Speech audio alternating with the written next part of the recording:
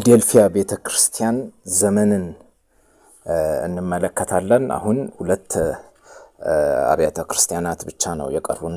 ይህንን ምዕራፍ 3ን ለመጨረስ ከቀሩን አብያተ ክርስቲያናት መካከል አንዷ ፊልዴልፊያ ናት።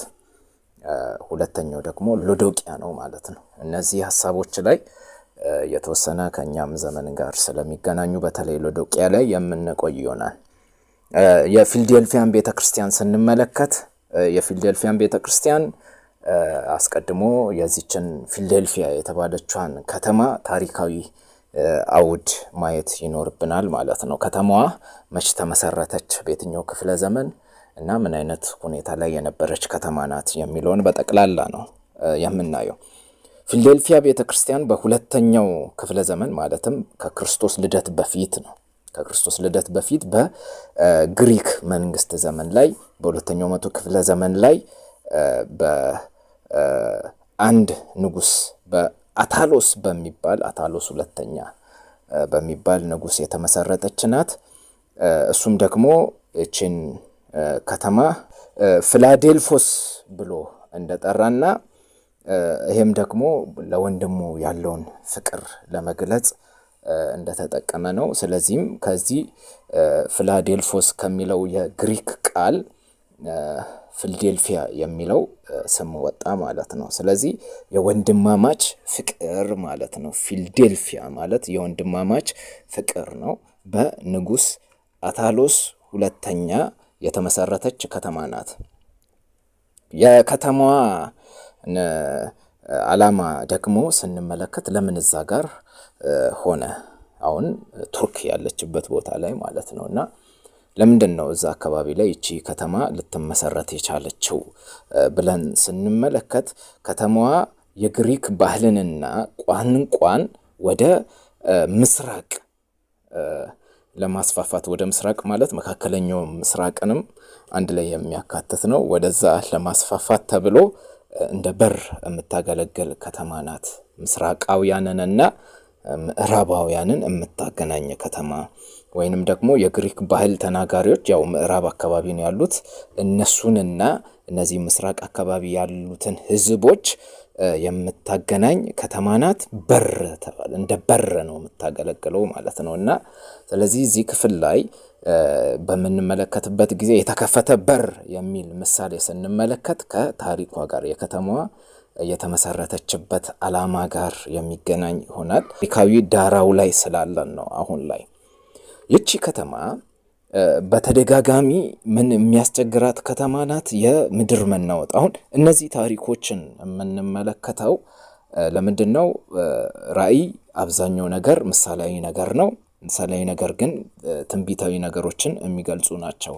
በምሳሌ እየተጠቀመ ለሱ ሊገልጹለት የሚፈልጉትን ነገሮች የሚገልጽበት መንገድ ስላለው፣ ስለዚህ እነዚህ ነገሮች በምሳሌ ከየት እንደተወሰዱ ሐዋርያው ዮሐንስ ከእንደዚህ አይነት ታሪኮች ጋር አገናኝቶ እየተጠቀመ እንደሆነ መድረስ ስላለብን ነው። ለዛ ነው ታሪኩን ወደኋላ እየሄድን ከተማዋ ምን አይነት ገጽታ እንደነበራት፣ በማን ነው የተመሰረተችው፣ እንደዚሁም ደግሞ ለምንድን ነው የተመሰረተችው እና ሁኔታዋ ብዙ ጊዜ የሚያስቸግራት ነገር ምንድን ነው የሚለውን የምንመለከተው ለዚህ ነው።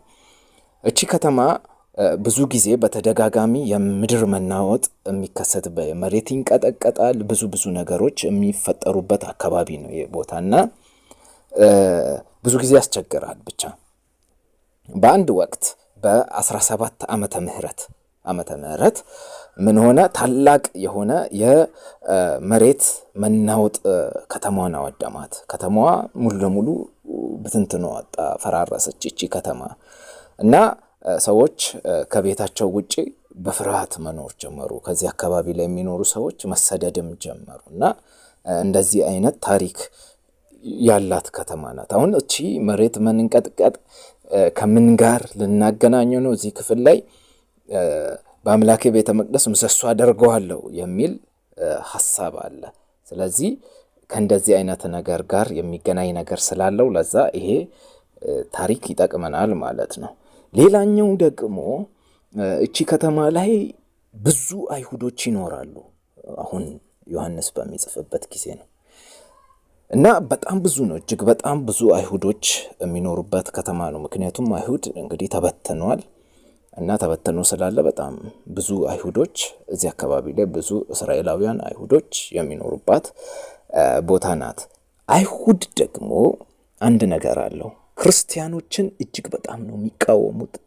በጣም በዚህ እስካሁን በክርስትናው ታሪክ እስከ ዛሬ ድረስ በክርስትናው ታሪክ ክርስትናውን እንደ አይሁድ ያሳደደ የለም። እንደ አይሁድ ያሳደደ ክርስትናውን የለም። ክርስትናውን እንደ አይሁድ የተጋፈጠም የለም። በጣም አደገኞች ናቸው አይሁዶች። እንደምናውቀው አይሁድ በዛ ስንል ዝም ብለን እንድንመለከት አይደለም። አይሁድ በዛ ለክርስቲያን ያለው ኢምፓክት አለ ማለት ነው።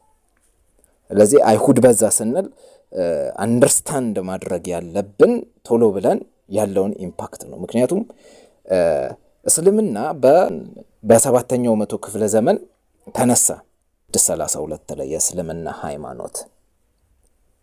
ይህ የእስልምና ሃይማኖት ብዙ ሰዎችን ገድሏል። የእስልምና ሃይማኖት ራሱን የቻለ ብዙ አይነት ችግሮች አሉበት። ምክንያቱም በመውረድ በመግደል ነው ሰውን ኢስላም የሚደረገው። የሃይማኖቱ አንዱ ህግ ነው እና ሃይማኖቱ ደግሞ ክርስቲያኖችን የሚያሳድድ ነው የእስልምና ሃይማኖት። ያም ሆኖ ነገር ግን እንደ አይሁድ እስልምና ሃይማኖት ክርስቲያን ላይ ተጽዕኖ አላደረሰም። አይሁዶች ናቸው እጅግ በጣም ከባድ የሆነ ተጽዕኖ የሚያደርጉ። ይጠቁማሉ፣ አይሁዶች ይጠቁማሉ። ይሄ እዚህ ሰፈር ክርስቲያን አለ ምናምን እያለ ሮምን አይደግፉም እኮ አይሁዶች። ክርስቲያኖችን ስለሚጠሉ ብቻ ምን ያደርጋሉ? ክርስቲያኖችን ለሮም አሳልፈው ይሰጣሉ ማለት ነው። እንደዛ ነው ያደረጉት። አንዴ ኢየሱስ ክርስቶስን እኮ ለማስገደል እነዚህ ሰዎች እየተቃወሙ የነበሩትን ሃይማኖት ማለት ነው፣ እየተቃወሙ የነበሩትን እናውቃለን። በርባንን አይደል እንዴ? በርባን እናውቃለን። ኢየሱስን ስለሚጠሉት ብቻ በርባንን አስፈቱት። አንድ እንዳንረሳ ነው። ስለሚጠሉት ብቻ ነው። ስለሚጠሉት በርባን ይፈታልን። ለምን? በርባን እኮ ብዙ ነገር አድርጓል። የእናቶቻቸው ልጆቻቸውን ቀምቷል። ብቻ ብዙ ነገር ያደረገ ነው። ብዙ ውድመት የሚያስከተል ሰው ነው። የዓመት ሰው ነው በርባን። ብዙ ነፍስ ግድዮችን ፈጽሟል። እሱን ስለሚጠሉት ኢየሱስን ማን ተፈታ? በርባን ተፈታ። ያም ብቻ አይደለም፣ ኢየሱስን ለማስገደል ካላቸው ፍላጎት የተነሳ የመጨረሻ የሆነ ፍላጎት ስላላቸው ኢየሱስን አጥብቀው ስለጠሉት፣ የሰው ልጆች ክፋት የተገለጸበት ቦታ ስለሆነ ያ ቦታ አጥብቀው ስለጠሉት ማነው ንጉሳችን አሉ። እኛ ንጉስ አንድ ነው ያለን። አይቀበሉም ሮምን አይሁድ። ለዛ ነው የሚያምጹት። በየጊዜው ያምጻሉ። በየተደጋጋሚ አመጽ እያስነሱ ከሮም ጋር ጦርነት ያደርጋሉ። ምክንያቱም በቃ እኛ ለአሕዛብ መንግስት አንገዛም የሚል ነገር ስላላቸው እንደዛ በተአምር የሮም መንግስትን አይቀበሉም። የኛ አይደለም ይሄ መንግስት አንቀበልም። ቄሳር ለአይሁዶች እንደ ንጉስ አይታይም። ኢየሱስን ስለጠሉ ብቻ ጲላጦስ ንጉሳችሁን ምን ላድርገው ስላለ እኛ ያለን አንድ ንጉስ ነው፣ ቄሳር ነው ንጉሳችን። የማይቀበሉት ለሱ ሲሉ ቄሳር ነው ንጉስ። ይሄ ነገር በታሪክ ይደጋገማል። ኢየሱስ ክርስቶስ ያለ ምክንያት አይደለም። በዮሐንስ ወንጌል ላይ ምዕራፍ 15 ላይ የሚናገር ዓለም እኔን ትጠላለች አለ። ስለዚህ እኔን ጠልታ ብቻ አታቆምም። አሁን ዓለም እኔን ስለምትጠላ እናንተንም ትጠላለች። ለምን? በእናንተ ውስጥ እኔ ስላለው ነው። እናንተን አተውም፣ እናንተንም ታሳድዳለች ዓለም እኔንም እናንተንም ነው የምትጠላው ብሎ ኢየሱስ ክርስቶስ ይናገራል። ኢየሱስን የጠሉ አሁን ማንን ይጠላሉ? ክርስቲያኖችን ይጠላሉ። ኢየሱስን ይሰቀል ያሉት አሁን ክርስቲያኖችንም ደግሞ አሳልፈው በተመሳሳይ መልኩ የሚሰጡት ራሳቸው አይሁዶች ነበሩ። አይሁዶች ራሳቸው እና ይህን ነገር መርሳት የለብንም። አይሁድ ስንል ከእንደዚህ አይነት ነገር ጋር የሚገናኝ ነው። ይጠቁማሉ። ክርስቲያኖች አብዛኛው ክርስቲያን በሮም የተያዘው እና የተገደለው በአይሁዶች ምክንያት ነው። አብዛኛው ክርስቲያን እነ ጴጥሮስ የተቸገሩት፣ ጴጥሮስ ብዙ ጊዜ በተደጋጋሚ እስር ቤት የገባበት ምክንያት፣ ሐዋርያው ጳውሎስ ከኢየሩሳሌም ታስሮ ነው ወደ ሮም የሄደው። ይህንን መርሳት የለብን። ቄሳር ፊት የቆመው ኢየሩሳሌም ታስሮ ነው። ኢየሩሳሌም ላይ ታስሮ ያለ ራሱ ብዙ አይነት የግድያ ደባ፣ ሴራ ሲሰራበት ነበረ። የሮም ወታደሮች ነው የሚያስመልጡት ጳውሎስንም እንደምንመለከተውና አይሁድ ከእንደዚህ አይነት ነገር ጋር ይገናኛል። አጥብቆ ክርስትናን ይጸየፋል፣ የአይሁድ እምነት እና በዚህ ከተማ ላይ አሁን ከተማዋ ላይ ነንና ያለነው። በዚህ ከተማ በፊልዴልፊያ ከተማ ላይ ብዙ አይሁዶች ይኖራሉ። እነዚህ አይሁዶች ደግሞ ምኖችን ይቃወማሉ? ክርስቲያኖችን የሚቃወሙ ናቸው። እነዚህ አይሁዶች ክርስቲያኖችን አጥብቀው ይጠላሉ፣ ይቃወማሉ። ስለዚህም ለፊልዴልፊያ በተነገረው መልእክት ላይ ምን የሚል አለ? የሰይጣን ምኩራብ ሁሉ ጊዜ የሚገናኘው ከምን ጋር ነው? ከአይሁድ ጋር ነው። እግዚአብሔር የሆነ ምኩራብ አልነበረም። ምኩራብ እግዚአብሔርን ለማመስገን፣ እግዚአብሔርን ለማምለክ፣ ጸሎት ለመጸለይ የሚጠቀሙበት ቦታ ነው። ነገር ግን አገልግሎቱን ሲያጣ፣ ዋናውን ታርጌት ሲያጣ፣ ሲስት፣ መንገዱን ሲስት ምን ሆነ? የሰይጣን ምኩራብ ሆነ። ክርስቲያኖችን ምን የሚል ነው? እጅግ የሚያሳድድ፣ የሚጸየፍ፣ የማይቀበል ብዙ ነገር። ስለዚህ አይሁድ በእጅግ በጣም በዚች ከተማ ላይ ይኖራል ማለት ነው። ቤተክርስቲያኗን ባህሪ ከዚህ በኋላም ስለምንመለከት የቤተክርስቲያኗን ባህሪ ስንመለከት ትንሽ ኃይል አላት። የእግዚአብሔርን ቃል የጠበቀች ነው። የክርስቶስን ስም ያልካደች ቤተክርስቲያን ናት። እናም እግዚአብሔር ይችንም ቤተክርስቲያን ምን አላለም? አልገሰጻት። አሁን ከሰባቱ አብያተ ክርስቲያናት መካከል 2ቱ አብያተ ክርስቲያናት ያልተገሰጹ ናቸው። ወይም ደግሞ እመጣባችኋለሁ፣ እንደዚህ ናችሁ፣ የምነቅፍብህ ነገር አለኝ እየተባለ አልተነገረም ለነዚህ ለ2ቱ ቤተክርስቲያን። አንደኛዋ ማናት? ሰምርና ሰመርኔስ ቤተክርስቲያን ናት። ሁለተኛዋ ማናት? ፊልዴልፊያ ቤተክርስቲያን ናት። ስለዚህ እነዚህ 2ቱ ቤተክርስቲያኖች ምን አልተባሉም? ምንም አይነት ተግሳጽን ያልተቀበሉ ናቸው ማለት ነው። በፊልዴልፊያ ወዳለው ወደ ቤተክርስቲያን መልአክ እንዲህ ብለህ ጻፍ። የዳዊት መክፈቻ ያለው የሚከፍት የሚዘጋም የሌለ የሚዘጋ የሚከፍትም የሌለ ቅዱስና እውነተኛ የሆነው እርሱ እንዲህ ይላል፣ ስራህን አውቃለሁ። እነሆ በአንተ ፊት የተከፈተ በር ሰጥቼሃለሁ፣ ማንም ሊዘጋው አይችልም። ኃይል ምንም ትንሽ ቢሆን ቃሌን ጠብቀሃልና ስሜንም አልካድህምና። እነሆ አይሁድ ሳይሆኑ አይሁድ ነን ከሚሉ ነገር ግን ከሚዋሹ ከሰይጣን ማህበር አንዳንዶችን እሰጥሃለሁ። እነሆ መጥተው በእግሮች ፊት ይሰግዱ ዘንድ እኔም እንደወደድሁ ያውቁ ዘንድ አደርጋቸዋለሁ። የትዕግስቴን ቃል ስለጠበቅህ እኔ ደግሞ በምድር የሚኖሩትን ይፈትናቸው ዘንድ በዓለም ላይ ሊመጣ ካለው ከፈተናው ሰዓት እጠብቅሃለሁ። እነሆ ቶሎ ብዬ እመጣለሁ። ማንም አክሊልህን እንዳይወስድብህ ያለህን አጽንተህ ያዝ።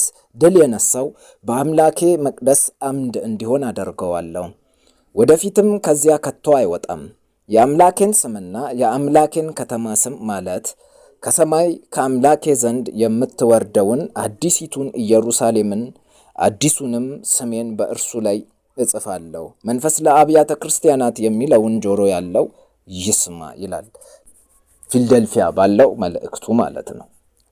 ስለዚህ እያንዳንዱ አብያተ ክርስቲያናት አስቀድሞ እንዳየናቸው የኤፌሶን ቤተክርስቲያን፣ የሰምርኔስ ቤተክርስቲያን፣ ጴርጋሞን፣ ቲያጥሮን፣ ሰርዴስ እያንዳንዳቸው መግቢያቸው የተለያየ አይነት ኢየሱስ ክርስቶስ ራሱን የገለጠበት መንገድ ይለያያል። ለነዚህ አብያተ ክርስቲያናት ራሱን ያሳየበት መንገድ ይለያል። አሁንም ለፊልዴልፊያ ቤተክርስቲያንም ኢየሱስ ክርስቶስ ራሱን የሚያሳይበት መንገድ ይለያል። ምን ብሎ ነው? የዳዊት መክፈቻ ያለው ብሎ ነው ራሱን እየገለጸ ያለው።